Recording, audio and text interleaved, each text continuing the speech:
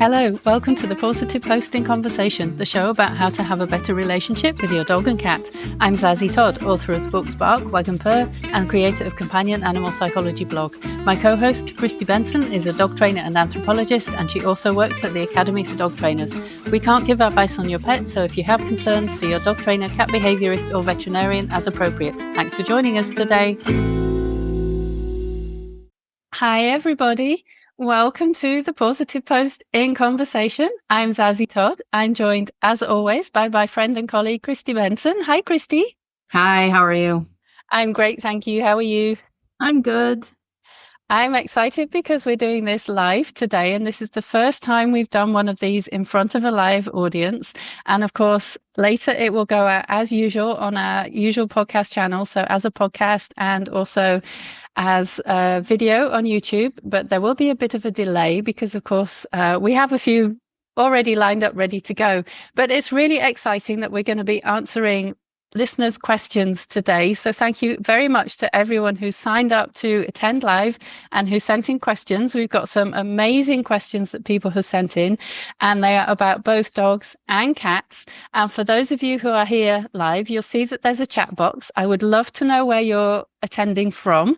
And you will also see that there is a question and answer box, and you can feel free to use those throughout the webinar recording.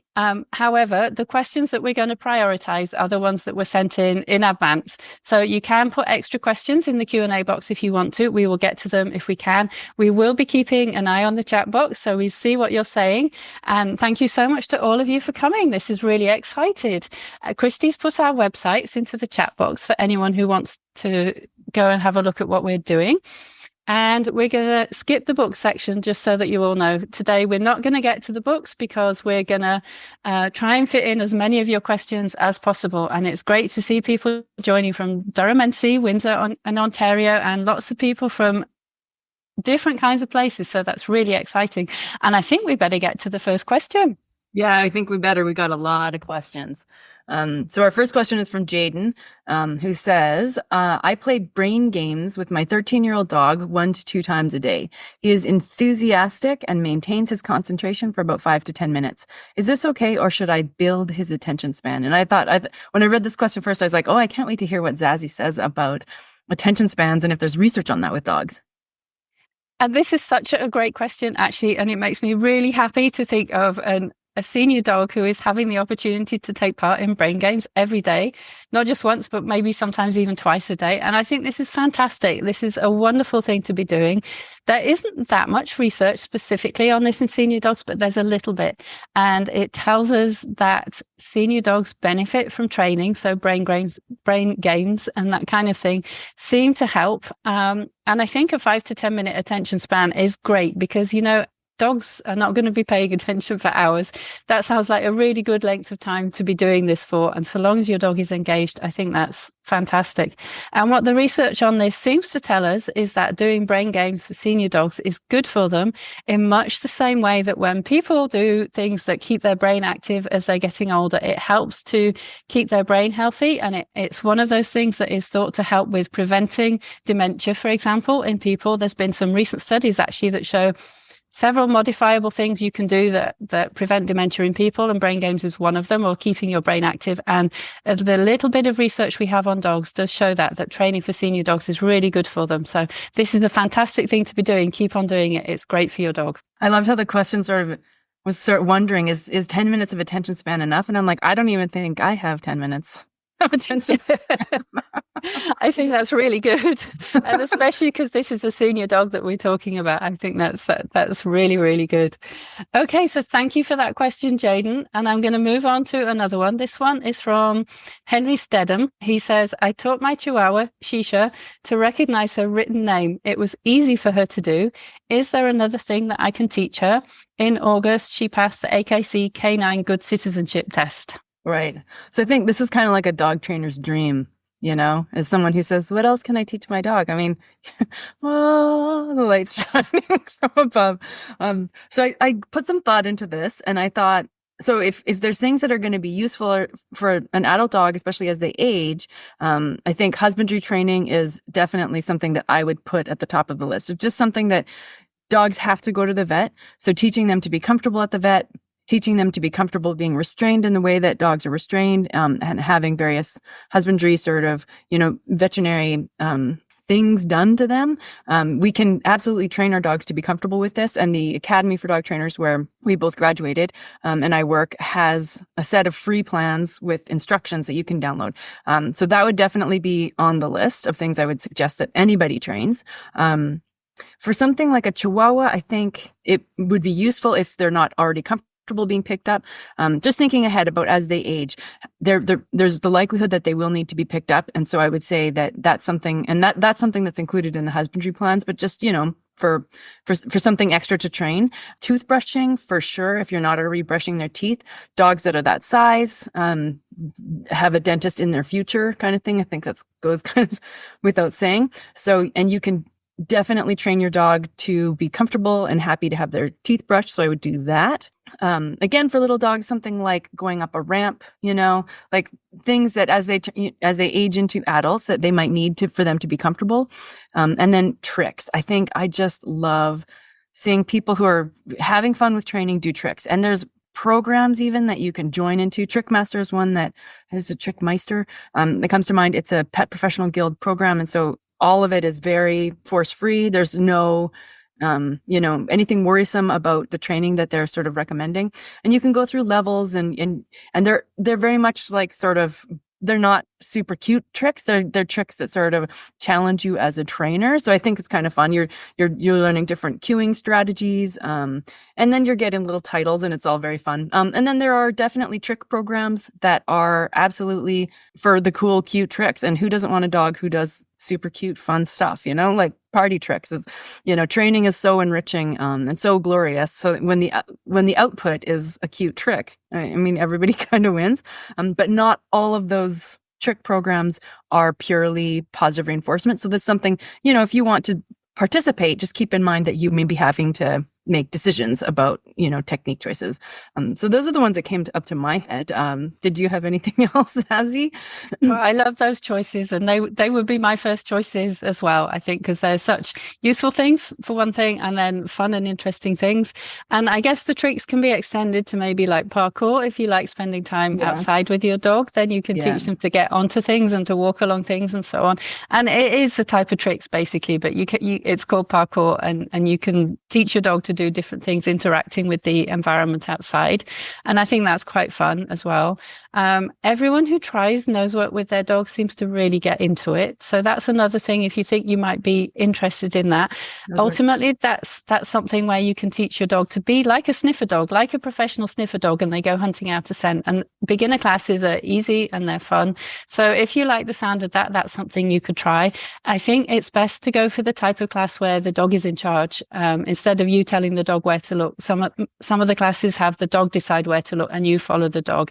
And I think that's a really fun thing to do as well. So I'm always a fan of nose work. I think dogs really enjoy that. And one of the things we say about enrichment for animals is that it's really important to involve their most important sense. And for dogs, that's the nose. So nose work is always a fun thing from that point of view as well. Yeah, I think there are so many great choices of things that you can do. So, and a lot of these are kind of like extras, but just like I think we're both assuming that the dog already has a great recall, can wait at the door, and other sort of safety behavior. So if that's not in your dog's repertoire yet, then definitely I would put a recall up probably at like the top of the safety list and train it. But I think that's something that is covered in most dog classes. So most dogs already kind of have that if they're already canine good citizens.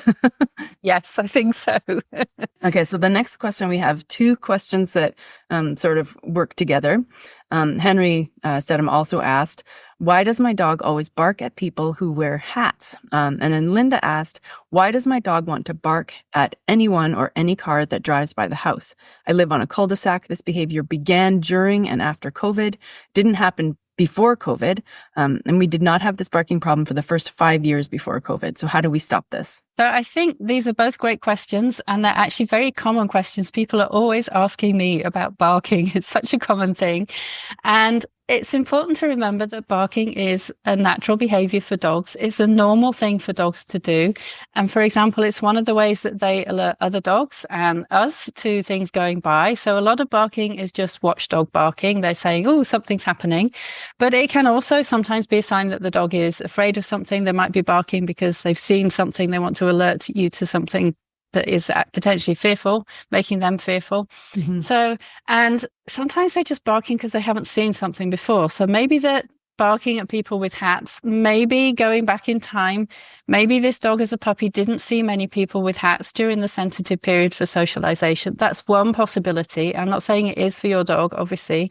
And this reminds me something I should have said at the beginning, which is that we can't give specific guidance on individual dogs. We're talking generally because, of course, we can't get a full history on your dog in this time span. So we're only talking generally and it's not specific guidance. But for some dogs, they will bark at people with hats because they weren't socialized to people with hats as puppies during the sensitive period from 3 until about 12 to 14 weeks, when we really want them to have positive experiences with as many different kinds of people, different things, different environments as possible in order that they grow up to be friendly, confident adult dogs. Now, that's not necessarily the why in this case. It could always be, for example, that someone wearing a hat was once unpleasant to your dog or whether intentionally or unintentionally. And so your dog became scared of people with hats.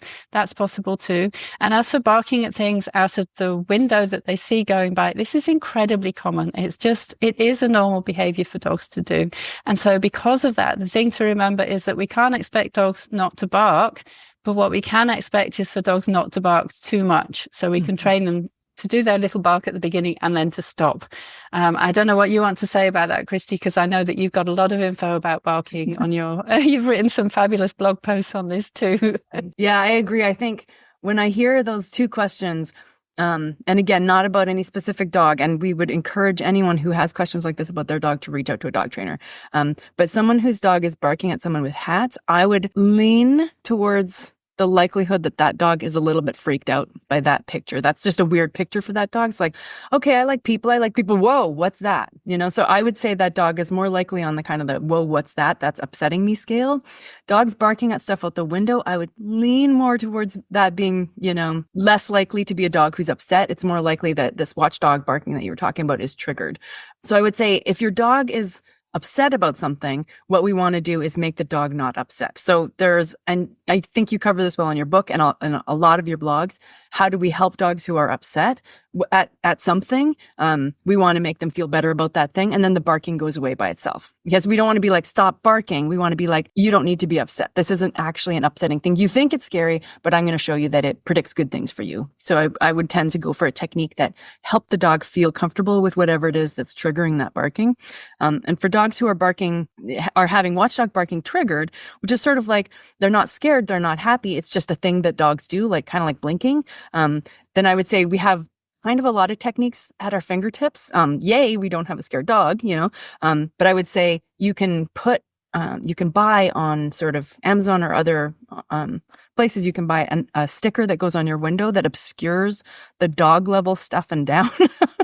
So the light still comes in, but you have the dog is seeing less, and that makes a big difference for a lot of dogs. And then you can also train another behavior. So you can train your dog to come to you and get a little treat. So they bark a couple of times and then they turn around and run up to you and get a treat. So you can train this other behavior so that they sort of see the thing that makes them bark is a cue to come to you and get a treat, or to do something else, run to their mat and get it, something like that. And that involves some training. And then there's always negative punishment. So timeout. So if your dog is truly not upset and is just doing this thing, that because it's part of their natural repertoire, you can say, okay, if you get, if you bark more than 2 or 3 barks, we give you a couple because you're a dog and we're going to let you dog. If you continue to bark, and some dogs who watchdog bark really bark a lot, we're going to give you a 30-second little timeout. And that works remarkably well as well. So we do have a lot of tools at our disposal to sort of handle this type of barking. Yeah, I think that's a really good answer. And, you know, with my own dog, I decided I was going to let him bark at the TV because when he first came to live with us, he was silent for months. He never made any noises at all. So when he first started barking at things, I was like, well, this is a novelty. This is a really good thing. It shows he's settled down, and I let him. And now after a while, I'm thinking, okay, now this is too much barking at the TV. But Yeah. But what's really interesting about teaching a dog to come to you for treats instead is that they will also then start looking at you for treats when anything else happens, and you learn what their category is of things that they think deserve treats. And it's not just necessarily people going by or things on the TV, like seeing other dogs on the TV. But I think it's nice to know that that is an approach that works really, really well. So yeah, it's a normal behavior. You do have to accept some barking, but depending whether or not the dog is fearful, there's lots that you can do about it. Yeah. And if you're not sure if your dog is fearful, then I think it's time to reach out to a trainer, because if a dog is fearful, that's affecting their welfare. Like a dog who's watchdog barking for a minute, I'm not worried about their welfare. I'm worried about the dog's guardian's welfare at that point. But if your dog is fearful, then that's really something that we want to get on top of. We want to protect that dog. And then we want to change that underlying emotional state if we can't protect the dog. Yeah. Yeah. Okay. So next up, Melanie asks, as a foster parent who takes care of 1 to 2 litters of kittens every year, what are the key steps to developing cooperative care for toothbrushing? What I've tried so far has either not worked at best or backfired. I'm fairly good at training the cats to not meow for food, to go into their carriers on command, to sit, to go to their stations, as well as vacuum and doorbell desensitization. But toothbrushing has me stumped. I want to send these kittens off to their best lives possible. And it would be great if they didn't need preventable dental surgery 10 years down the road. I think this is such a wonderful question. And also, I'm so impressed at the kittens having been taught all these things already so far. That's brilliant. And this shows that you're also a really good trainer. So the thing is, I think toothbrushing is one of those things that is more difficult. There are things where the cat, or if we were talking about dogs, the dog tend to be a bit afraid, can often be the things where the training is much harder to do.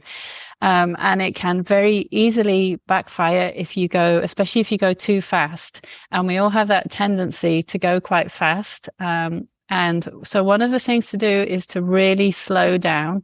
And the other thing to do is to break it apart into even more tiny bits. So you do the training in different parts. You don't just go up to the cat and brush their teeth and then give them some treats, because that's going to freak the poor cat out. And that's obviously not what you've been doing either. But you might start with showing the toothbrush and giving the cat treats. And if the cat has already got a negative reaction to the toothbrush, maybe the toothbrush has to be a long way away from them. And you probably just want to build up to the cat licking lovely treats or very tasty chicken flavored pet toothpaste off the toothbrush before you do any attempt at actually trying to brush their teeth.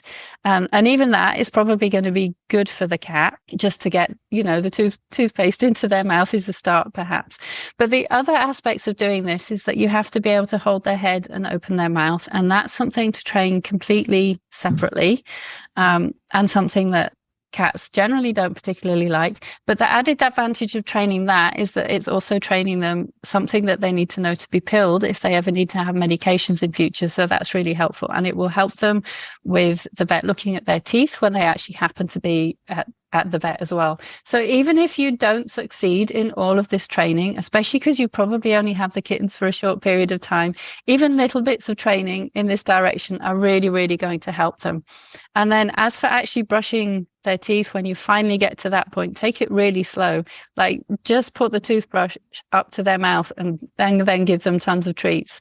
That kind of thing, really, really slow. So the main thing is to take it incredibly slow so that you can tell that they're happy all the way through it and they're wanting to take the treats and they're looking excited to come and take part in the training. And the thing that I think is so common a mistake is to go too fast and then instead they become a bit afraid. I don't know, you've probably got some things to add to this, because I think teaching a dog to have their teeth brushed is very similar to teaching a cat to having their teeth brushed. Yeah, I think I was thinking about the separation of restraint and the sort of the implement.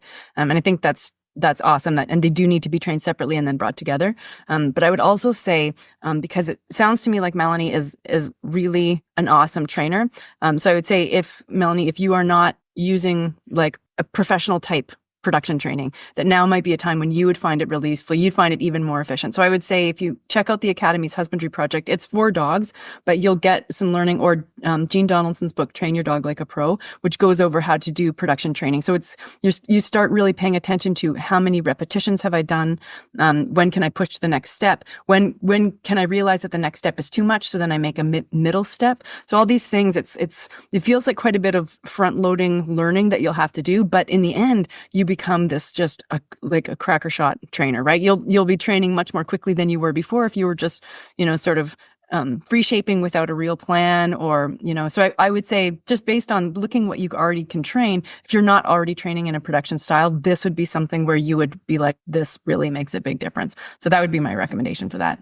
Yeah, I think that's a really good idea, because you're obviously already a brilliant trainer. So this would be one way to help move through these issues and get even better at it. Yeah. Great. So we'll move on to our next question, which is, as the owner or family of our beloved, fearful and anxious dog who is fearful of people, if one would create a local resource list for fearful dog families, what particular guidelines would you suggest? Specifically, looking for veterinary and pet sitting providers with the knowledge of fearful and anxious dogs.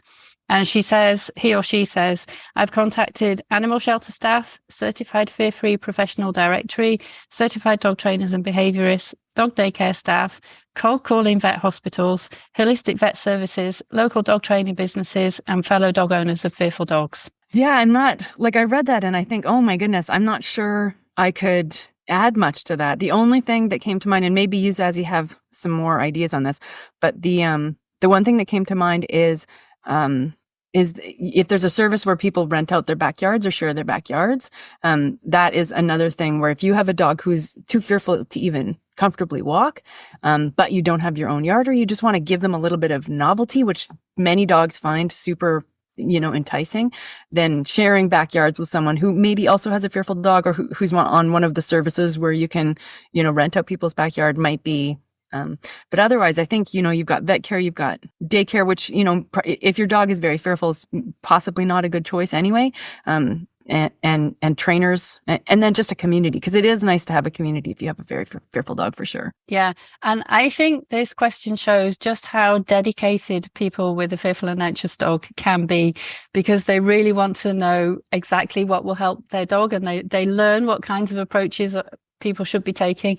And I think it really helps to have a good community of people. And this person, obviously, they've checked the Fear-Free directory, they've checked lots of different things. Mm-hmm. So I think this sounds like already an awesome local list.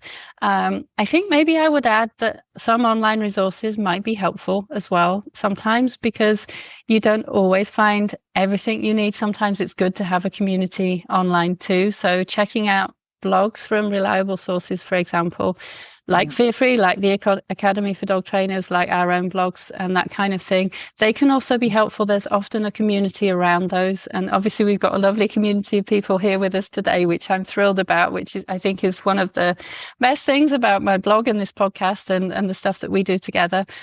So I think that feeling of community is really important and can really help, especially because when you have a fearful or anxious dog, you're going to have bad days some of the time as well. And it helps to know that other people go through those things. And it helps to know that whoever you're going to for help is actually going to help. And that's so important, because if you go to the wrong person, obviously this person knows what to be looking for. But if you go to the wrong person, which a lot of people do in the first place, then you can end up making things a lot worse. So I think this is a wonderful question. And I wish everybody would have such a good local directory.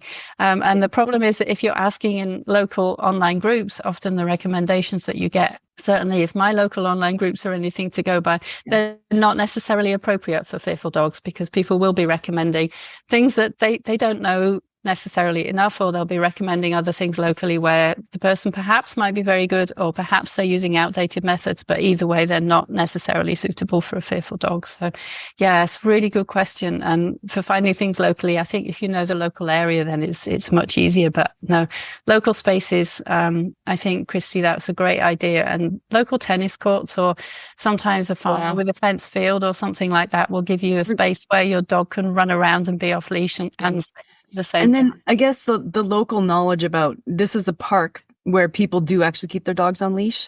So if there's areas where you want to walk your dog on leash because the off-leash aspect is problematic for your dog, then sharing that kind of information. Oh yeah, this area, there are some on-leash areas where people let their dogs off leash, which are not good for dogs who are scared of other dogs who are going to run up to them. So that kind of thing, I think, would potentially, maybe like a resource map. And then you said online, and I think we should probably mention Debbie Jacobs's Fearful Dogs community, which is going to be wonderful, and it's huge. So, and you might even meet other people in your area just because that's how many people she has. Yes, she has a wonderful group, which you'll find on Facebook. And she also has a website, fearfuldogs.com. And she provides a lot of resources, and people come and share information about their own dog, and they get advice, and you get to see other people's stories and what people have been doing working on it. So that's a really helpful online resource. Yeah, thank you for mentioning that. And I guess one other thing is, depending on how small of a community is it, but if it is kind of a small friendly community, then sharing information about good dog sitters might also be useful. That would be sort of under dog professionals. But if you're going to be going away and your dog can't go to sort of stay with someone else or go to a professional place that watches dogs, then having a good dog sitter who's knowledgeable about fearful dogs is nice. Yeah, definitely. Okay, so next up we have Claire, who said, about 2 months ago, I adopted 2 cats who are approximately 6 months old now. They're very cautious about humans, probably as a result of being born in the wild and then chased around to be caught. I'm happy taking my time, and they are gaining confidence slowly. However, I'm worried that I haven't given them enough enrichment. They are confined indoors until they are happy with me. They have multiple scratch posts, a cat tower, multiple hiding places at different heights, but they won't be in the same room as me currently.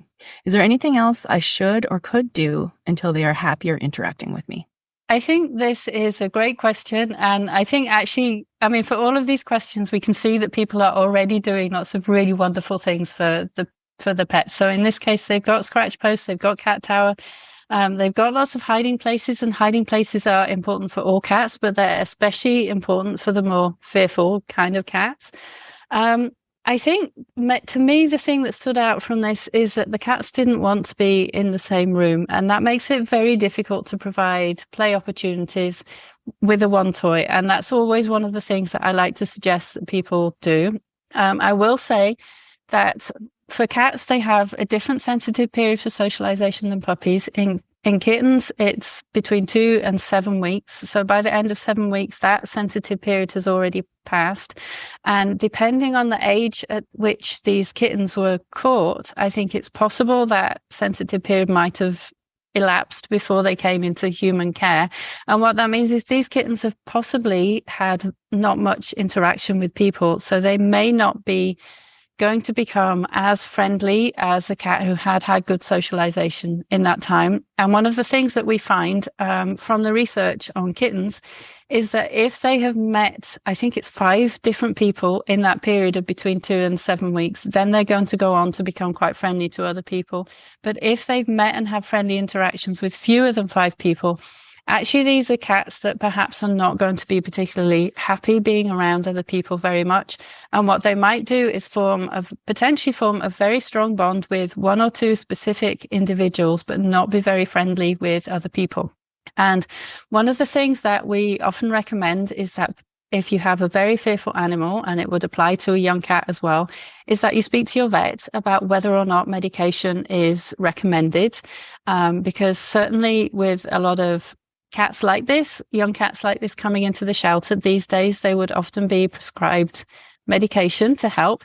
And as well, there is a desensitization and counterconditioning program that the BCS-PCA developed, and it would be worth looking that up online because it's a really good way to teach cats to like people.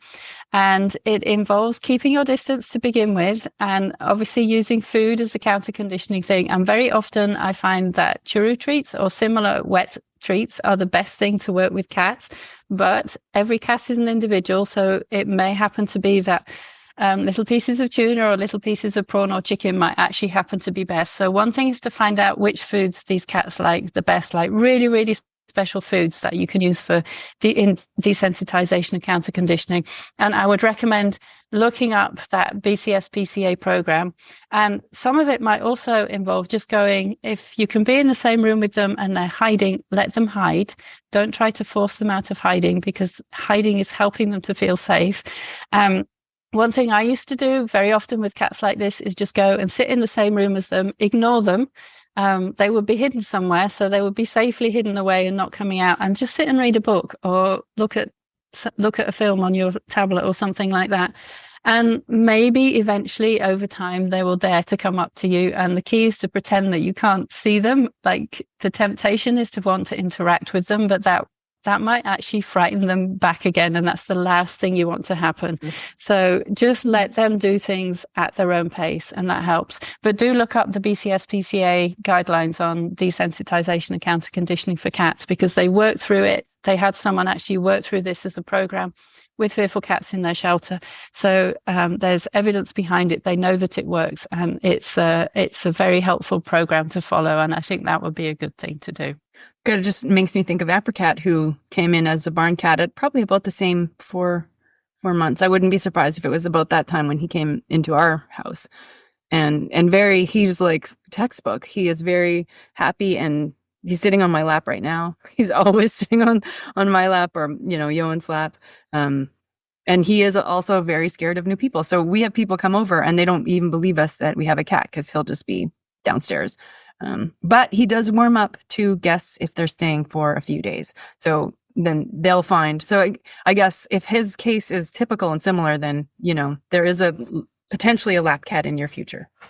Yes, I hope so. And we have a helpful comment in the chat, because someone has said they wonder if sitting outside the door where they can't see you and using a string or a wand toy to entice them to play might be helpful. So I think they would still know that you were there, because cats do have good noses, but they wouldn't be able to see you. So that might be one way of breaking it down a little bit, so that they would still come out and play with a piece of string or something. So that you could try it and see if it worked. But I think I will put a lot of effort into trying to get them used to your presence as well. Great. I love all these questions. Everyone is already so knowledgeable and doing so well. I think we've got some wonderful questions. So the next one we've got is, what tone of voice should I use with my dog? For example, loud or soft, neutral or emotional, the latter matching how I feel. So for this, I think this is going to be interesting for us to talk about. My first thought is that I want to never use a tone of voice that makes my dog feel scared of me. So if my dog happens to be scared of loud voices, I would not want to use that around my dog, or I definitely would want to do some work so that they're if my dog's going to be somewhere where people are shouting, at some kind of a sporting event or something, I'd want to condition my dog to be comfortable and around that type of voice. So I wouldn't use something that I see startles my dog at any point. As far as the other stuff, one tone of voice which can be really useful when you're training is what we trainers call happy talk. And it's sort of this kind of high-pitched, like, if you ever watch dog trainers train, you will hear a lot of happy talk. You'll hear, this kind of like, oh, he's such a good boy, oh, he's like kind of that, or this kind of, and you'll see your dog responding to it naturally. I think that's the thing, is dogs respond to human happy talk naturally. So if you're like, am I doing happy talk right? If your dog is responding naturally in a positive way, then yes, you are. We were having this conversation yesterday about how sometimes men find it a little embarrassing. It's socially inappropriate for them to pull this out. And when I used to teach dog training classes, I had this awesome example of, I saw a video of someone who trained, I think it was explosive type dogs. And it was a man, and he was like a very masculine, testosterone soaked man. And he was just like, I'm going to need everybody to happy talk. And then he just like, he had this room of all these other men. And he's like, if you want to train dogs, this is the tone of voice that we need to pull out. So I was like, oh man, if he can do it, anybody can do it, So that would be, the first two big things, that I would say about tone. If you're going to be doing training, getting that happy, squealy, happy talk voice is going to be useful for you. And then not to startle our dogs with loud or menacing or anything like that. And other than that, I don't really, I'm curious to see if there's research or something on this, but I think it doesn't really matter. I talk to my dogs in the same tone that I talk, other than I baby talk to them. And I think that's fine. I love it. And I love it when people do it. I also talk to my dogs like they're humans and they don't care. So I don't think there's no constraints other than, hey, just don't scare your dog. You can talk to your dogs however you want, as long as everybody's happy, in my opinion. Yeah, Yeah, and there is some research on this. So we can start with the yelling. We know from the research on using aversive methods with dogs that yelling counts as an aversive method, and shouting at your dog is potentially bad for their welfare, just like any other aversive method is. So it risks causing fear, anxiety, stress, aggression, and so on.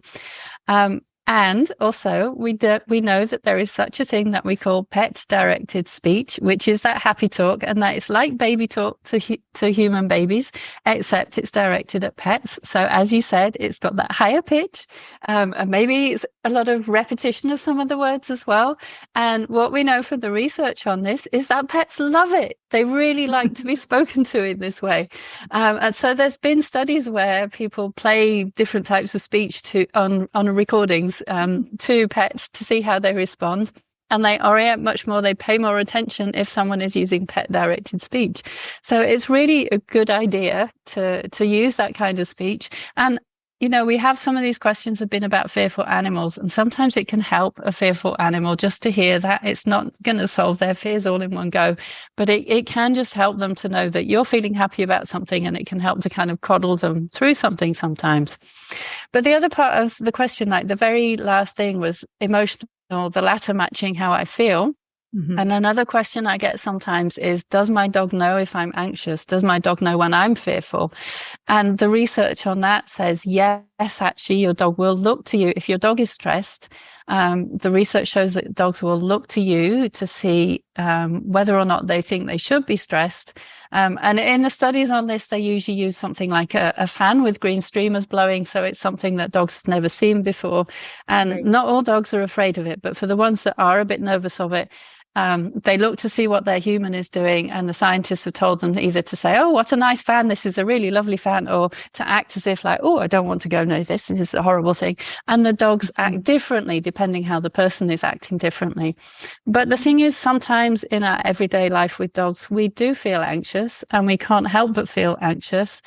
And I think it doesn't help to worry about whether or not your dog can tell if you are anxious. And we've seen from some of the research on people crying that dogs will often try to comfort someone who's crying. So I would say don't yell at your dog, but if you're feeling emotional yourself, don't worry about whether or not your dog can detect that. I think you're not a robot, you're a normal human, so you might as well just act like a normal human and don't worry about that specifically. But yeah, the baby talk, do that. Pets love it.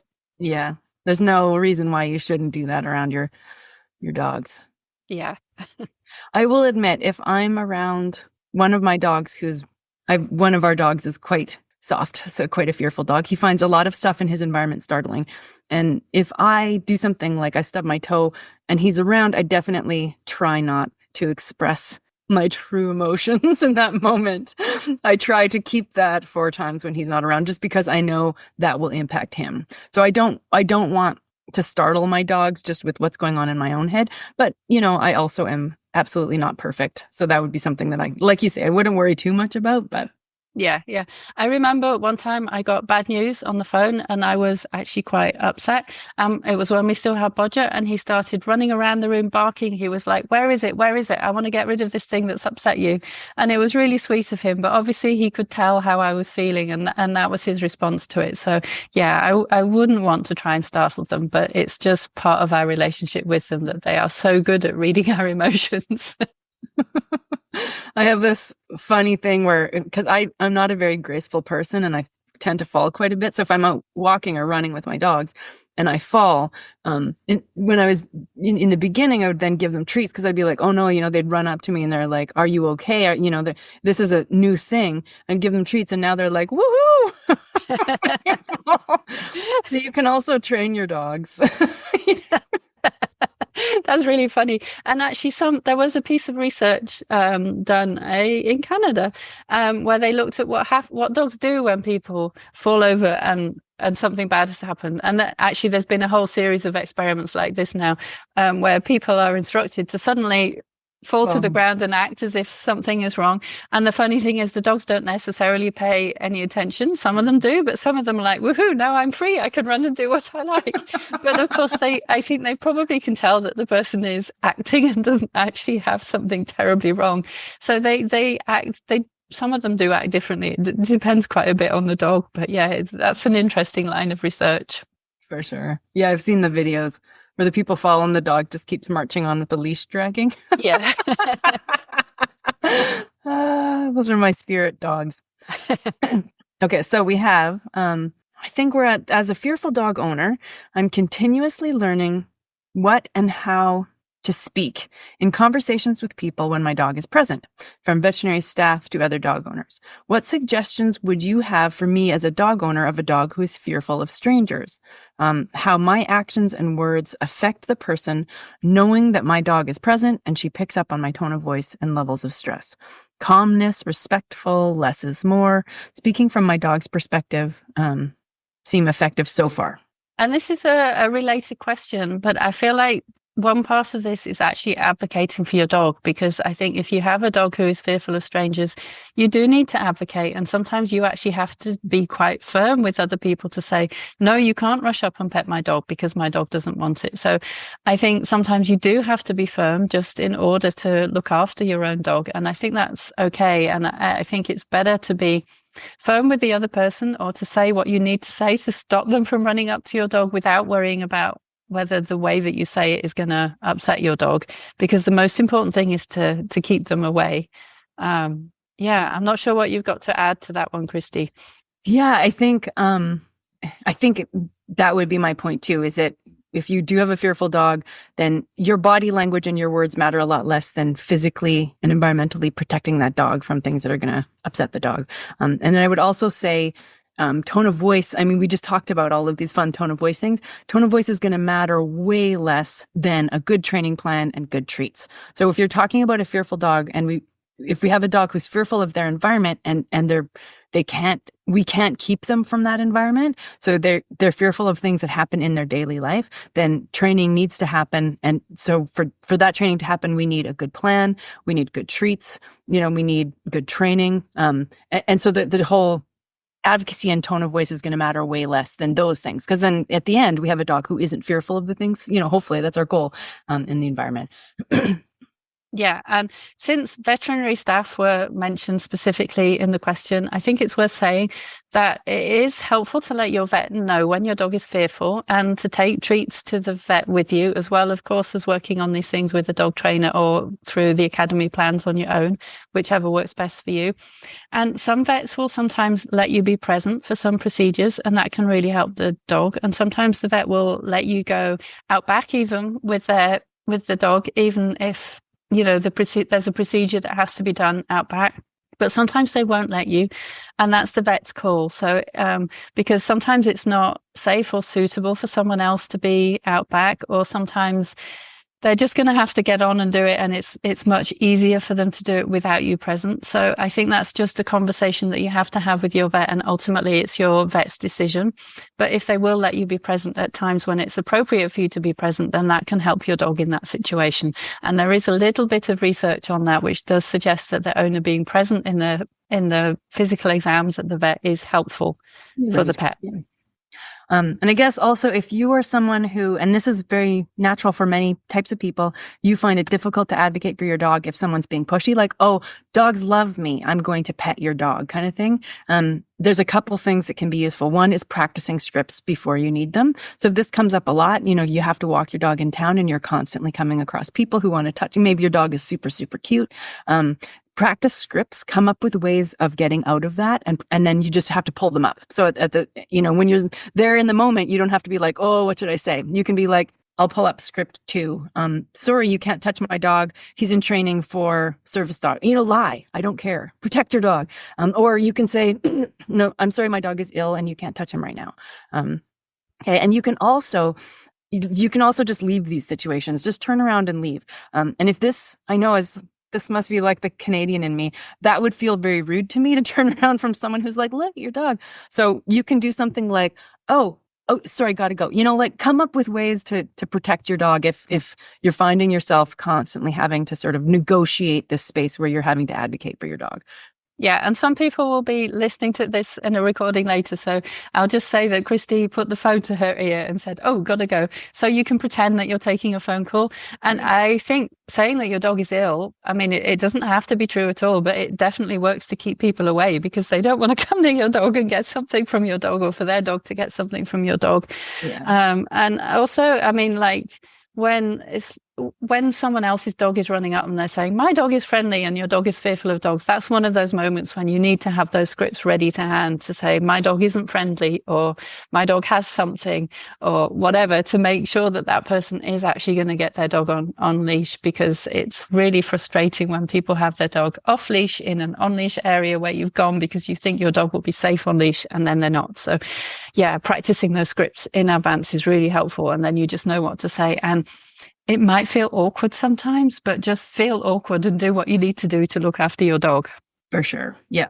Yeah. And someone said in the comments that they have a guide dog and they need to explain a lot of things like don't touch, don't call, and they find that practice makes perfect. So thank you. I think that's exactly what we're trying to say, is that being able to say these things, the more often you say it, the easier it will roll off your tongue, and you'll just say it instead of feeling like stressed about what to do. You'll just come out with this phrase that you're used to saying. Yeah. Yeah, for sure.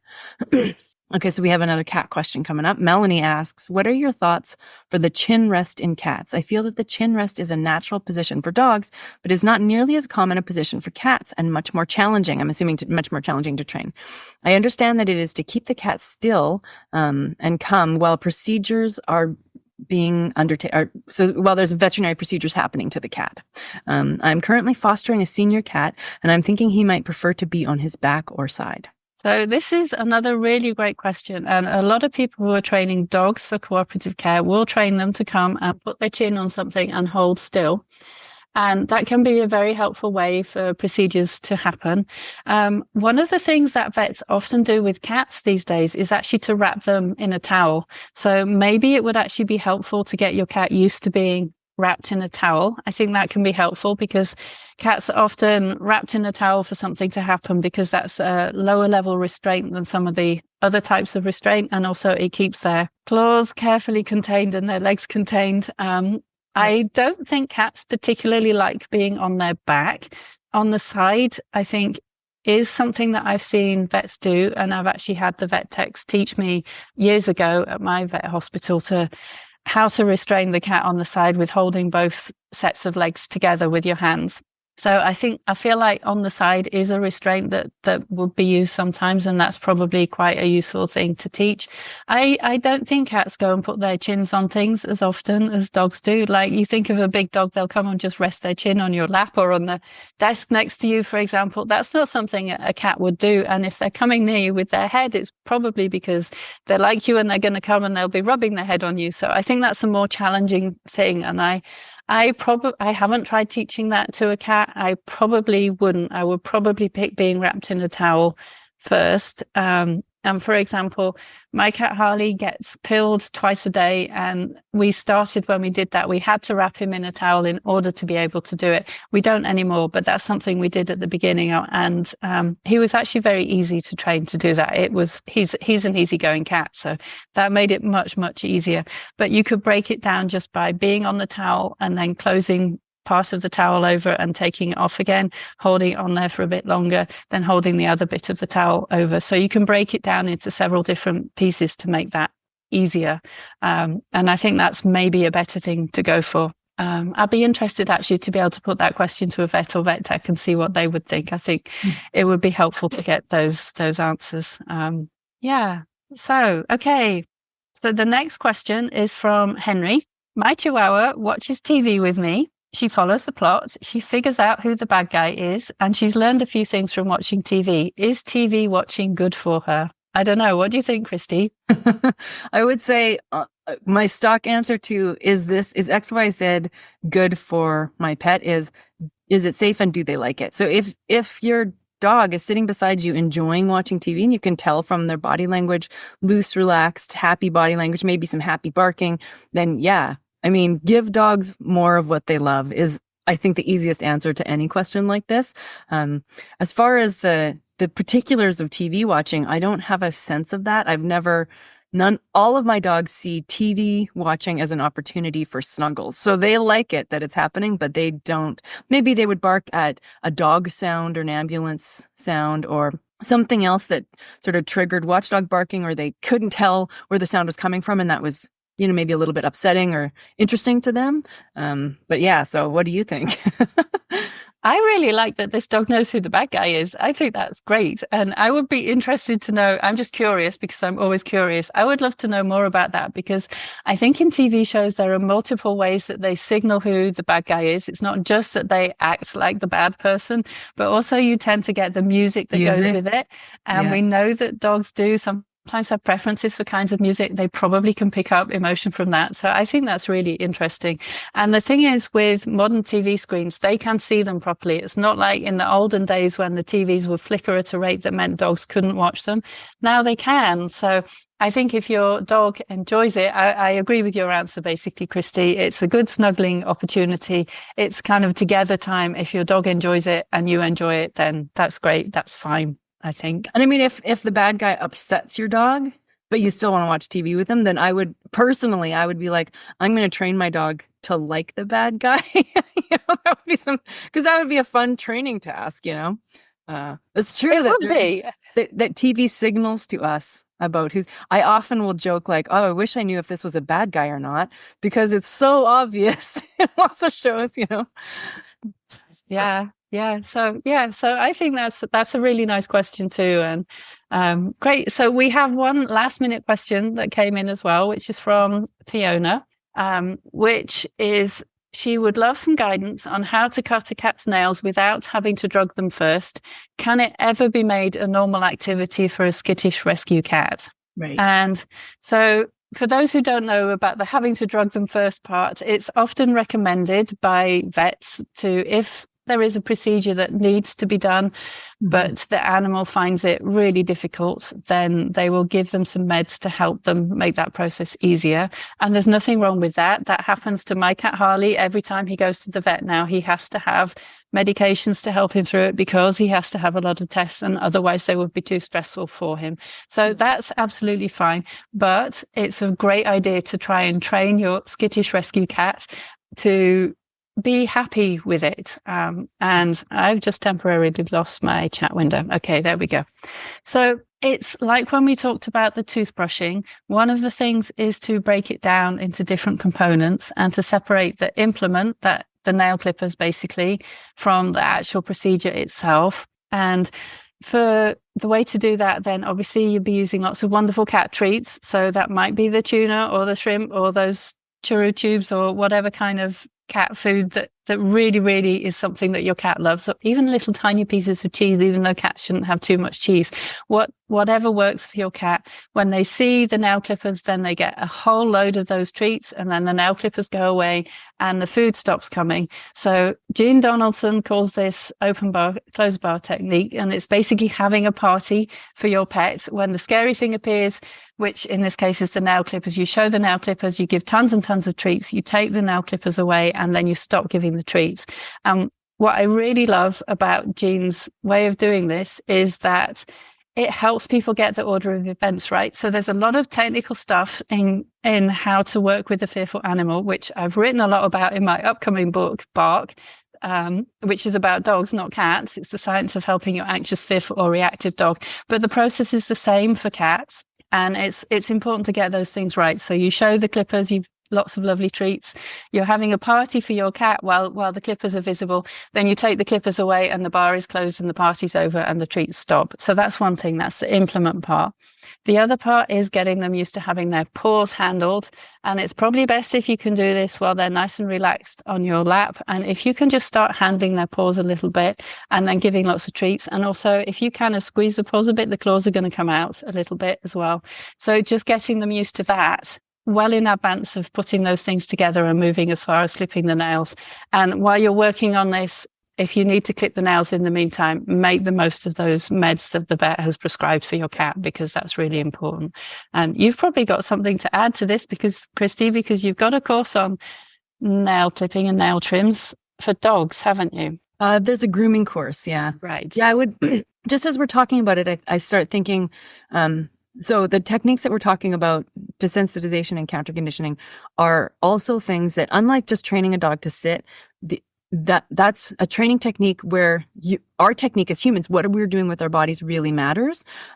So I think maybe downloading the Academy's Husbandry Project and reading the how-to sheet on training a dog, but same thing, to get a good conditioned emotional response to something will really matter. And the thing that comes to mind is order of events. So this is how particular it is.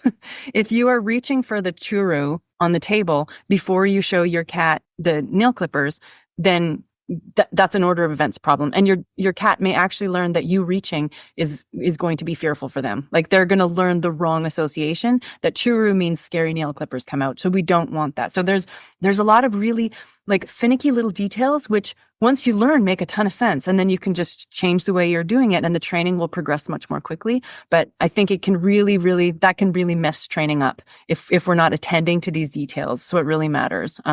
And then extra little tiny point, if your cat is already scared of your nail clippers, buy new nail clippers and use those new nail clippers just for training. So those new nail clippers always mean good things.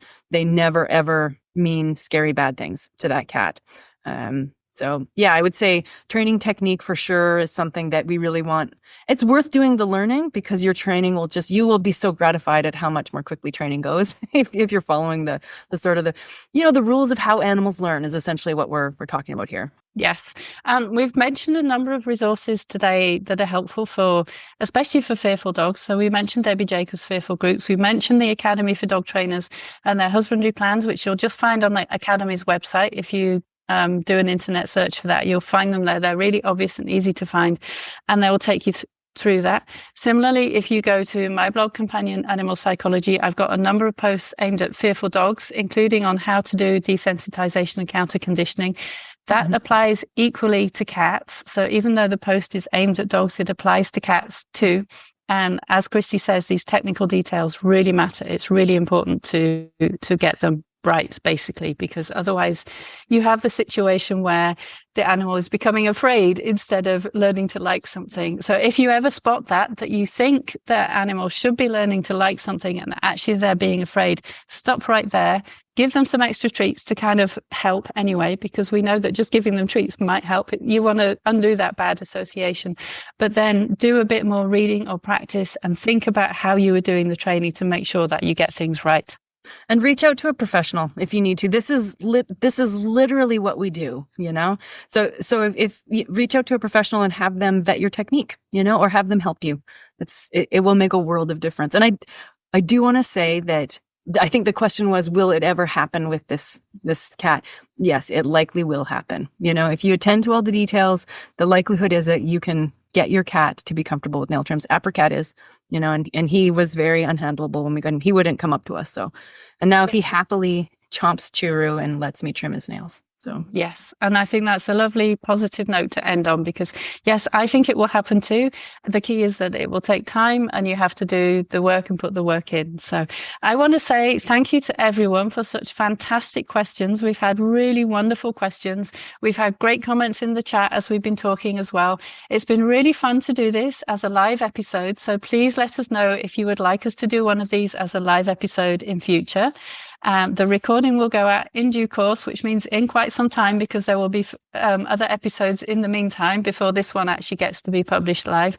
But if you want to make sure that you see it, please subscribe to us on social media or subscribe to our newsletters, which you can find on our blogs, or on our websites, basically. And thank you so much for being here with us. It's been a lot of fun. And thank you, Kristi, for joining me today. It's been a really fantastic chat, as always. And we'll see everybody next time. Thanks, everybody. You. Bye. Thank you for listening to the Positive Posting Conversation. If you liked this episode, please subscribe to the show and write us a review via your podcast app. For the show notes, visit companionanimalpsychology.com. This show was produced by Zazie Todd. The music is Melody from Paris by Studio Le Bus. See you next time.